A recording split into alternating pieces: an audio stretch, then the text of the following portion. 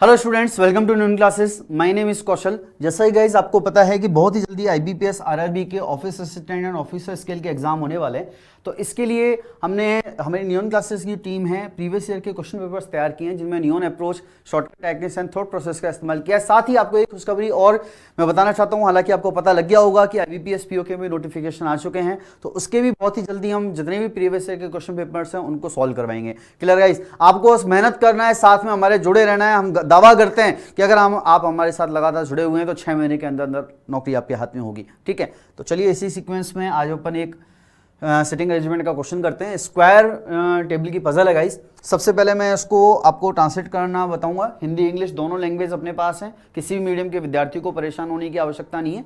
ठीक है, सबसे पहले क्वेश्चन को पढ़ लेते हैं एक बार। क्वेश्चन में क्या दिया हुआ है कि 8 पर्सन है गाइस, 8 व्यक्ति हैं, 8 के नेम आपको दिए हुए हैं। Sitting around a square table, एक स्क्वायर टेबल यानी इस टाइप की स्क्वायर टेबल है जिसके चारों तरफ वो बैठे हुए हैं। ठीक है, आपसे कहा गया है कि 4 of them seats eight 4 corners, 4 corners पर हैं, जबकि बाकी 4 जो हैं वो आपके मिडिल में हैं, साइड के मिडिल्स में। यानी इस प्रकार से 4 ऐसे साइड के मिडिल में हो गए, 4 आपके कॉर्नर्स में हो गए। ठीक है, तो पहला पैराग्राफ जो है इसमें सारी की सारी आपकी इंफॉर्मेशन दी हुई है। Q sits in the middle of one of the sides.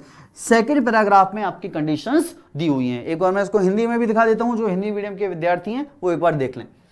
First paragraph आपको ये वाला पूरा दिया हुआ है। ठीक है, इस पूरे पैराग्राफ में आपकी इंफॉर्मेशन दी हुई है कि 8 व्यक्ति हैं, एक वर्गाकार मेज के इर्द इस प्रकार बैठे हैं। ठीक है, कि चारों कोनों पर हैं, 4 अन्य प्रत्येक किनारे के मध्य में हैं।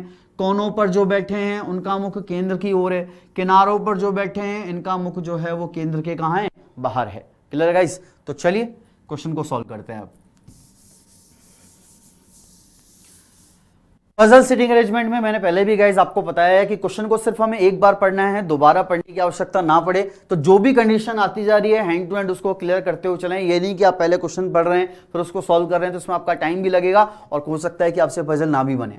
ठीक है, तो सबसे पहले एक स्क्वायर टेबल बनाते हैं गाइस। ठीक है, आपसे कह रहा है कि 4 जो हैं वो साइड्स पर बैठे हैं, 4 जो हैं वो कॉर्नर्स पर बैठे हैं। साथ ही आपसे कह रहा है कि जो कॉर्नर पर हैं इनका फेस अंदर की तरफ है और जो साइड्स पर बैठे हैं इनका फेस कहाँ है गाइस, बाहर की तरफ है। ठीक है, अब इनमें हमें पर्सन्स को बैठाना है। तो यहां से आपकी कंडीशंस जो हैं स्टार्ट है।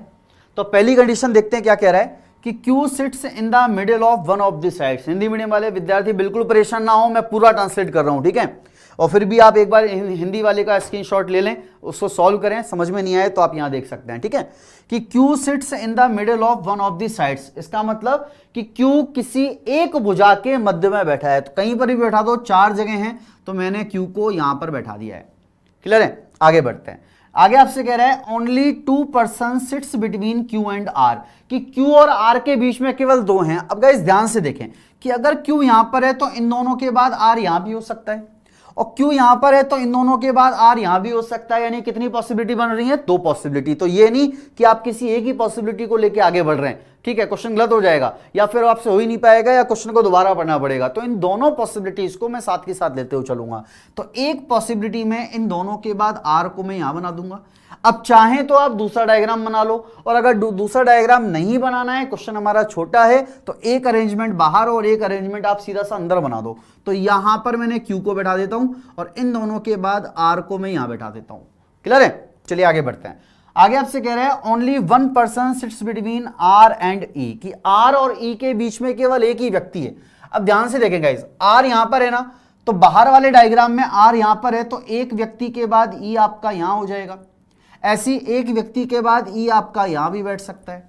ठीक है, अंदर वाले डायग्राम में देखते हैं, R यहां पर है तो एक व्यक्ति के बाद E यहां भी हो सकता है और एक व्यक्ति के बाद E यहां भी हो सकता है। यानी अंदर वाले डायग्राम में E की 2 पॉसिबिलिटी, बाहर वाले डायग्राम में भी E की कितनी पॉसिबिलिटी है, 2 पॉसिबिलिटी। तो कुछ भी हम छोड़ नहीं रहे हैं, सबको साथ लेते हुए चल रहे हैं।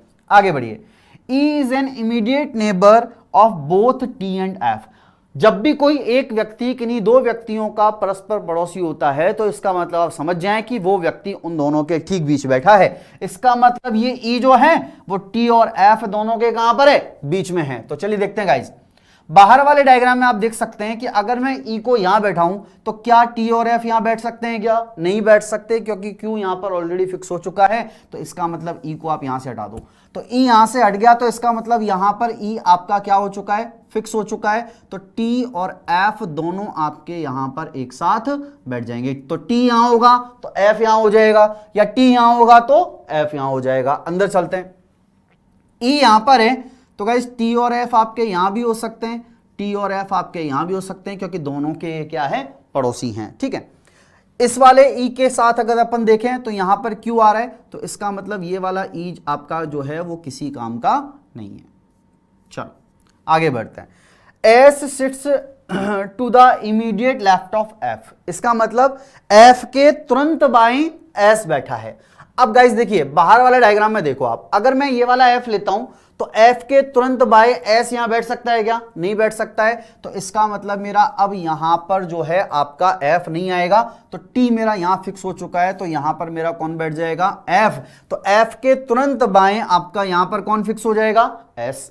अब अंदर वाले डायग्राम में ध्यान से देखो, अगर आप ये वाला एफ लेते हो तो एफ के तुरंत बाएं एस यहां नहीं हो सकता, ये वाला एफ लेते हो तो एफ के तुरंत बाएं एस यहां भी नहीं हो सकता। इसका मतलब अगर मैं एफ को ना तो यहां ले सकता ना मैं यहां ले सकता, और इन दोनों के अलावा कहीं और मैं ले भी नहीं सकता, तो अंदर वाला अरेंजमेंट गाइज आपका पूरा का पूरा क्या हो गया? गलत हो गया। तो केवल आपके पास एक बाहर वाला अरेंजमेंट बन गया, इसी के अकॉर्डिंग आपको आंसर निकालना है। अब गाइज हमने क्वेश्चन को दोबारा नहीं पढ़ा, साथ के साथ लेते हुए चले हैं और क्वेश्चन आपका सॉल्व होने के बहुत करीब है। तो लास्ट कंडीशन आपको गाइस यहां पे दी हुई है, only one person sits between ji and S, कि जी और एस के बीच में केवल एक व्यक्ति है गाइस। तो एस यहां पर है तो मैं जी को यहां बैठा लूंगा, तो जी और एस के बीच केवल एक व्यक्ति हो गया। अब आप देख सकते हैं कि आपके पास केवल एक व्यक्ति बचा है, कौन सा? एच, वो आपका इस खाली स्थान पे बैठ जाएगा। तो आठों के आठों व्यक्ति आपके क्या हो चुके हैं? अरेंज हो चुके हैं। ठीक है, चलिए क्वेश्चन की तरफ बढ़ते हैं। तो पहला क्वेश्चन आपसे कह रहा है कि जी के बाएं तीसरे स्थान पर कौन बैठा है? तो गाइस जी यहां पर है तो हाथ कुछ इस प्रकार से रहेगा। लेफ्ट की बात हुई है तो लेफ्ट पोर्शन इधर होता है, हाथ वाला मेथड में आपको ऑलरेडी बता चुका हूं। तो लेफ्ट यानी फर्स्ट सेकंड थर्ड, तो यहां पर आपका कौन बैठा हुआ है? एफ। तो ऑप्शन सी जो है ये आपका आंसर हो जाएगा। ठीक है, चलिए बढ़ते हैं नेक्स्ट क्वेश्चन की तरफ। आर के संदर्भ में टी का स्थान क्या है? आर के रेस्पेक्ट में किसका स्थान पूछा है? टी का। तो गाइस आर आपका यहां पर है, ये वाला पोर्शन राइट होता है तो तुरंत राइट बैठा है, इमीडिएट राइट बैठा है, यानी पांचवा ऑप्शन ई आपका आंसर आ जाएगा। अरेंजमेंट बनते ही क्वेश्चंस को आपको 2-2 3-3 सेकंड्स के अंदर खत्म करना है। ठीक है, चलिए नेक्स्ट क्वेश्चन की तरफ बढ़ते हैं। यदि टी के बाईं ओर बढ़ा जाता है, टी यहां पर है तो टी का लेफ्ट यानी इधर, तो टी के लेफ्ट की तरफ बढ़ा जाए तो टी और एफ के बीच में कितने व्यक्ति हैं? तो टी और एफ के बीच में केवल एक व्यक्ति कौन है गाइस? ई है, तो ओनली वन। ठीक है, चलिए बढ़ते हैं नेक्स्ट क्वेश्चन की तरफ। दी गई व्यवस्था के अनुसार निम्नलिखित में से कौन सा कथन सत्य है? यानी कि ट्रू स्टेटमेंट जो है, सत्य कथन, इसकी आपको पहचान करनी है, कौन सा सही है। तो पहला ऑप्शन आपसे कह रहा है only 3 person sits between E and Q. E कहां पर है? क्यू यहां पर है, ई आपका यहां पर है। क्या इन दोनों के बीच में केवल 3 बैठे हैं क्या? 2 इधर हैं, 4 इधर हैं, तो पहला स्टेटमेंट तो आपका ट्रू नहीं है।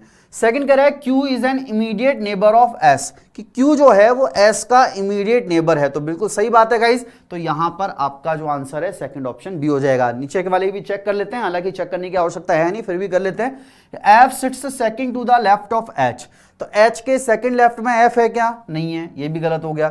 H sits at one of the corners of the table, H corner पे है क्या? नहीं है, ये भी गलत हो गया। ठीक है, तो आप देख सकते हैं कि ऑप्शन बी जो है यहाँ पे आपका आंसर आ जाएगा। कई बार क्या होता है कि यहाँ पे आपको ए बी या बी सी दो ऑप्शंस के सेट दिए गए होते हैं, तो वहां पर आपको चारों पांचों स्टेटमेंट जो हैं वो चेक करने होते हैं कि कौन सा ट्रू है कौन सा ट्रू नहीं है। ठीक है, चलिए नेक्स्ट क्वेश्चन है आपका, निम्नलिखित युग्मों में से उन व्यक्तियों को निरूपित करता है जो क्यू कहां पर है गाइस? ये रहा, तथा ई के बाएं दूसरा, तो ई का सेकंड लेफ्ट कौन सा?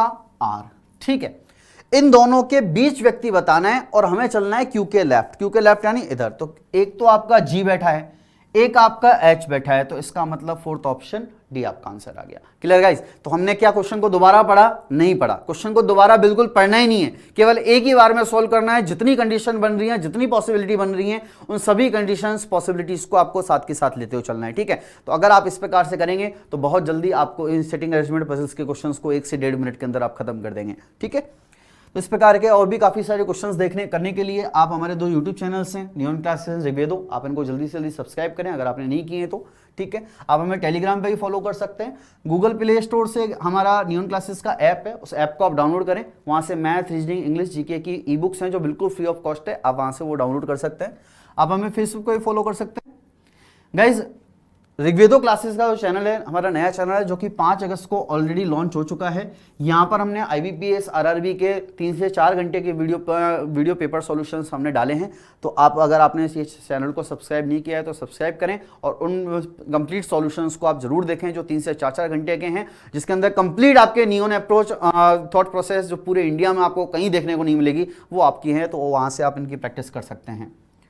जल्दी ही गाइस रेलवे NTPC मेंस की राजा सर की 7 से 8 घंटे की वीडियो है जो कि नियॉन क्लासेस के यूट्यूब चैनल पे आ रही है, ठीक है। 9 अगस्त 2020 को आ रही है। तो आप अगर आपने ये चैनल सब्सक्राइब नहीं किया है तो चैनल को सब्सक्राइब करें और 9 अगस्त का आप इंतजार करें। आपको पूरे इंडिया में कहीं ऐसी अप्रोचेज नहीं मिलेंगी, कहीं ऐसी शॉर्ट ट्रिक्स नहीं मिलेंगे, कहीं ऐसे मेथड नहीं मिलेंगे जो राजा सर आपको 9 तारीख को रेलवे NTPC मेंस के लिए बताने वाले हैं।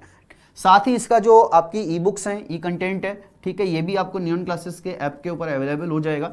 तो आप नियॉन क्लासेस का ऐप डाउनलोड कर लें, वहाँ से सारी की सारी ई बुक्स आप डाउनलोड कर सकते हैं। Clear guys? तो आने वाले एग्जाम्स के लिए all the best and thank you.